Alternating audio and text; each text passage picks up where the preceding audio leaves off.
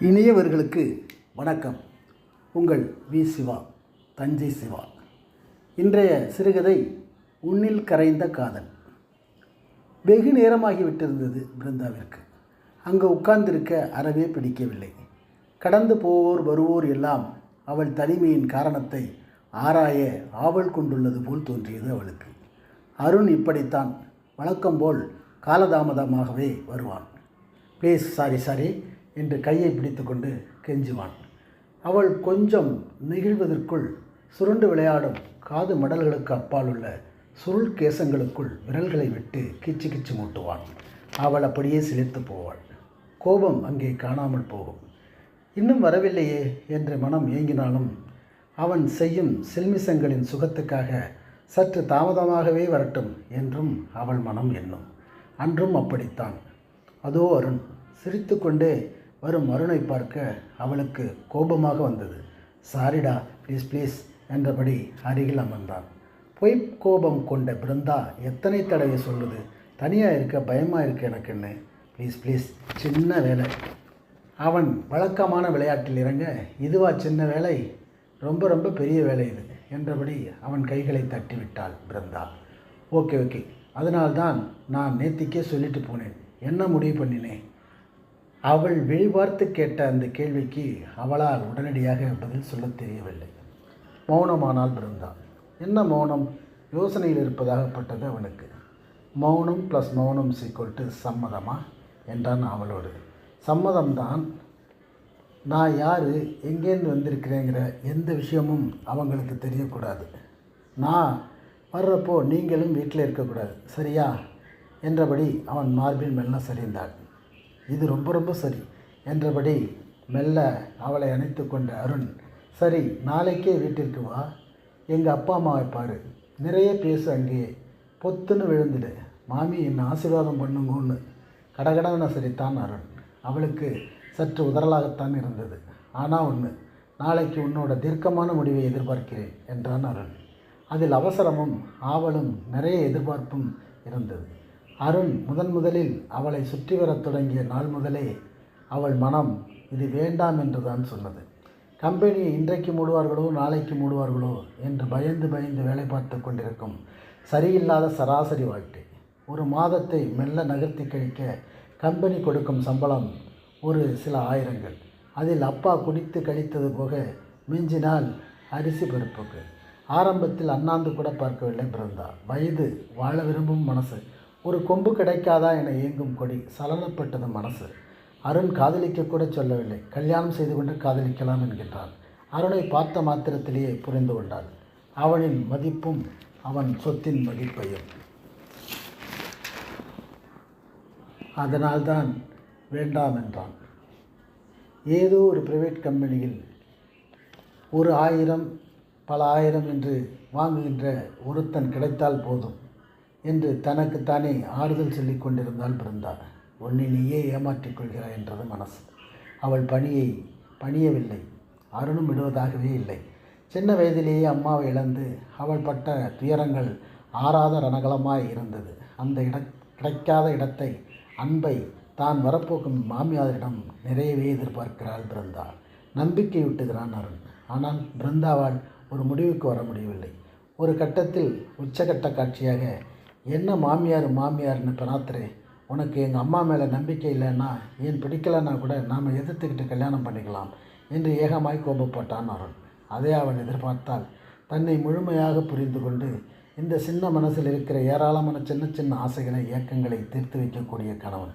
அன்பாலேயே நனைத்து அணைச்சிக்கிட்டு போய், அடி வெகுளி பெண்ணி, தாயோட அன்புக்கு மேலேயும் உலகத்தில் ஒரு அன்பு உண்டு, அதை நான் தர்றேன், ஏண்டி பயந்துக்கிறேன், இதுதான் வாழ்க்கைங்கிறது ரொம்ப இனிமையாக இருக்கும், இங்கே இருக்கிறவங்க மனசு எல்லாம் ரொம்ப விசாலமாக இருக்கும்னு காட்டுகிற மாமியார்.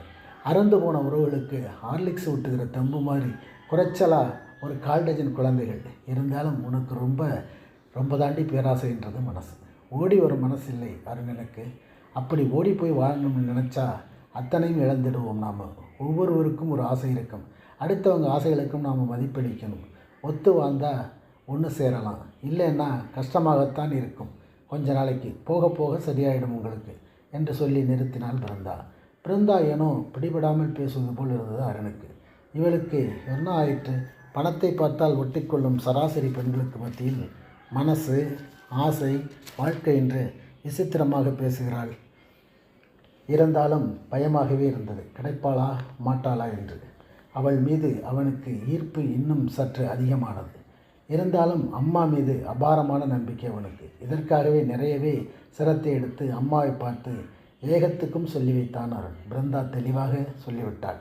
வாழ்க்கையின் முற்பகுதியை ஒரு மாதிரியாக தொலைச்சிட்டேன். பிற்பகுதியாவது நிம்மதி, அன்பு, பாசம் கிடைக்குமா என தேடுகிறேன். அது ஒருவேளை கிடைக்கலன்னா என்னால் தாங்கிக்க முடியாது அருண்.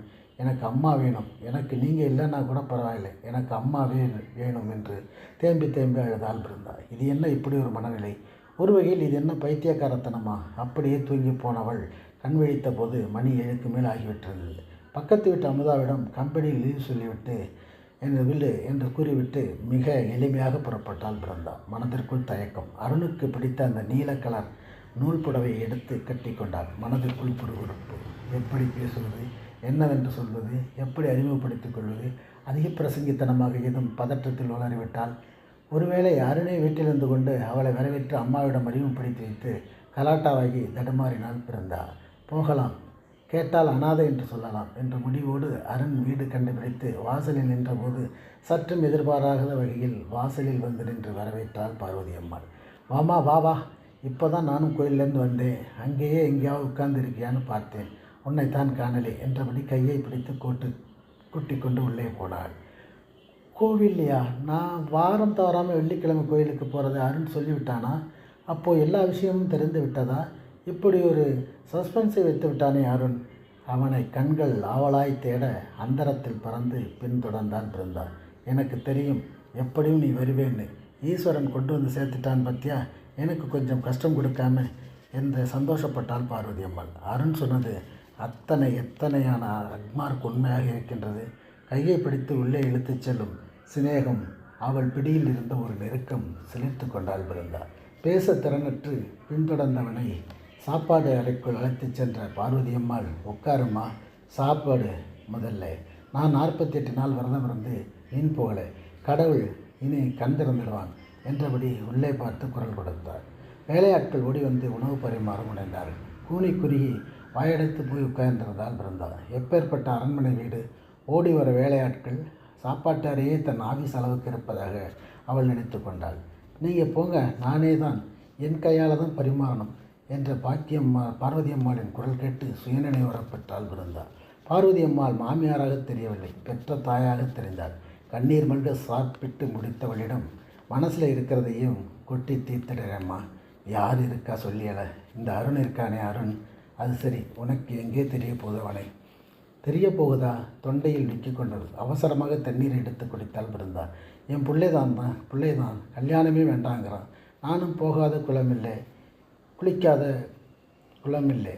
நம்ம ஜோசியர் தான் சொன்னார், 48 நாள் விரதம் இருந்து சாமி கும்பிட்டுட்டு ஒரு அனாதைக்கு நீ ஒன்றும் தப்பாக நினச்சிக்காத, வயிறு நிறைய சாப்பாடு போட்டால் பையன் மனசு மாறுவான்னு சொன்னார். நானும் பையனை பெற்றவளாச்சே, ஆசை இருக்காதா என்ன? என்னோட தகுதிக்கு மேலே ஒரு கோடீஸ்வரன் குடும்பத்தில் பொண்ணு கிடைச்சா சட்டுப்பட்டுன்னு கல்யாணத்தை முடிச்சிடலாமேன்னு பார்த்தேன். தலை சுற்றியது பிருந்தாவிற்கு. குபுக்கென கண்ணீர் எட்டி பார்த்தது. எல்லாம் புரிந்தது. அவசரமாக இழந்தாள். இருமா, புடவை தாம்பூலம் வாங்கிக்கோ என்றபடி பார்வதி அம்மாள் நீட்ட சுக்குநூறாய் சிதறி போயிருந்தாள் பிருந்தா. மடியை ஏந்தினாள். மடியில் போட்டால் பார்வதி அம்மாள்.